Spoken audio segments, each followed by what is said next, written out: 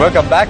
This is Face the Nation. What is important at the end of the day is to ensure that we open the eyes. The public should determine what is right and wrong. This should not be just like a normal political debate program where we discuss about individualism and then sling mud at each and every one of those panelists. That's not the way things have to move on. It has to be a constructive debate where you at home get to know exactly what is happening across the country, past, present and future. So I open the floor with Professor Roger Vijayasinghe.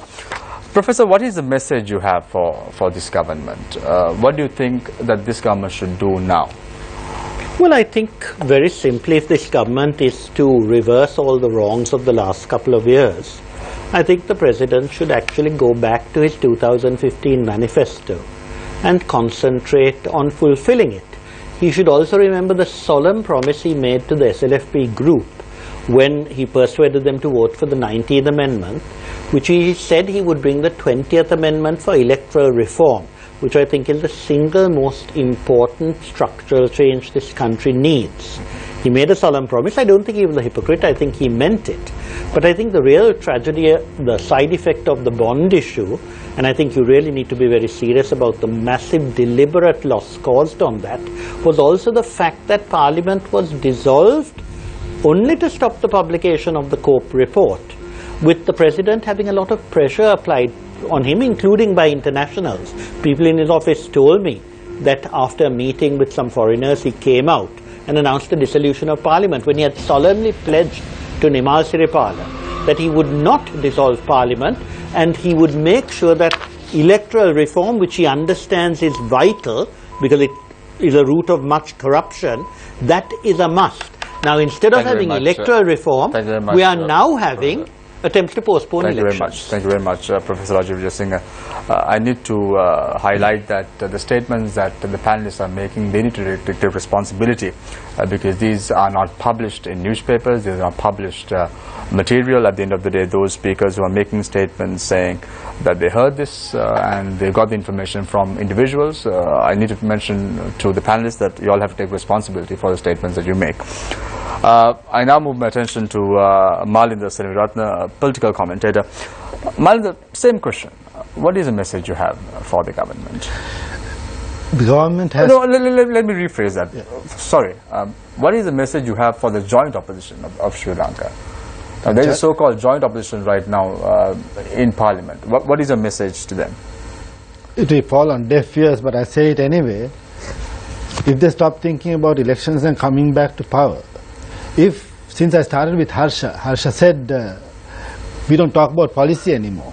If they were to focus more on a solid policy document, instead of calculating when they are going to come back to power, what kinds of moves they have to make, what kinds of deals have to be made so that they can return to power, I think that would be more of greater benefit to the public that they want to represent. That's my message to the joint opposition, and I'm not very hopeful that they will hear. Thank you very much, Malinda Selviratne, political commentator. Nice to have you on board, Malinda, today. First time on the show. Invite me again. Certainly, indeed. Looking forward to seeing you on the show in the near future as well. I now move my attention to the very vocal Senior Attorney at Law, Mr. Gomin Dayasri. Mr. Dayasri, I'm not going to ask a question about the government, your message to the government, the joint opposition, none of the parliamentarians. My question to you is very simple. What is your message to the people of Sri Lanka? Well, let me address those donkeys who always vote and then blame themselves for voting. They always vote for a government that they have themselves dismantled, and they vote because they have no alternative. Now, who doesn't provide them the alternative? The very political parties and their very leaders.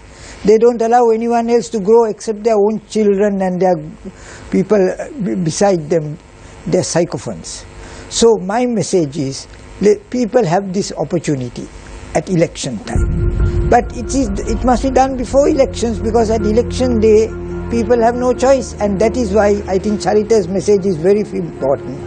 We are going to have a lot of people who will not walk to vote next time. May have a lot of people who would not want, the young people especially. They are sick of all this. They don't want to get involved with politics. And that's why I'm happy that people like Malinda hoping to be candidates. And they were candidates once, so it's good that people like that come forward, because we need young people. When I mean young people, I'm not thinking of people even under 55 is sufficiently young when you have elderly folk like the people in their mid-70s in 1922, 2020, who will both be wanting to contest to become the leaders of this country. Thank you very much, Mr. Govindashri. Mr. Dashri, Sonali thinks Malind is 40, so I think you can still pass Malind. Don't worry about the age. Thanks. Eternally grateful. I now move my attention to Dr. Pakesar Saramuthu, Executive Director of the Center for Policy Alternatives. Dr. Saramuthu, how is the future looking like? You don't have a crystal ball in front of you to say this is what's going to happen, but you can obviously predict the future. With what has happened over the last 2 years in Sri Lanka, the next 3 years is going to be very challenging for the government. That is clear. What's going to happen? I'm not worried about this year. This year, the next few months, the government will pull it through. My worry is 2018. What's going to happen? Look, I mean, I can't predict the future, and I certainly won't even try. But I'll tell you what my fear is. As I kept saying, my particular fear is that the institutions of representative democracy in this country are being given an extremely bad name by the inability and unwillingness of the existing political parties to provide decent government and governance. In 2015, in particular, you had a demographic of roughly between 80 and 40, I think, that became extremely interested in politics and very proactive in that campaign. That is hemorrhaging. The registration figures also seem to confirm that. These are the people who are going to be in positions of decision-making in 3 decades from now, when we have passed or attained the 100-year mark. What kind of country are we going to have? I would like, therefore, for these two parties have a minimum consensus at least. Take it to the people, talk to them, and not leave this vacuum in which incoherence and uncertainty seems to be the distinguishing feature. Thank you very much, Dr. Saramuthu, for your thoughts as well. Thank you very much, Malind Seneviratne, for joining us this evening, Dr. Pakesar Saramuthu for joining us this evening, Professor Rajay Vijay Singh for joining us this evening, and also Senior Attorney at Law, Mr. Govindashri. Thank you very much, gentlemen, for joining us this evening on the show. Thank you very much, Chaturanga. Thank you very much, Charita. Thank you very much, Sonali, who is also an attorney at law, for joining us this evening. I forgot to say that, mention that you're an attorney at law today on the show. I don't know why. Thank you very much, Sonali, for joining us this evening. I leave you tonight with a quote, as I always do. It's relating to accountability.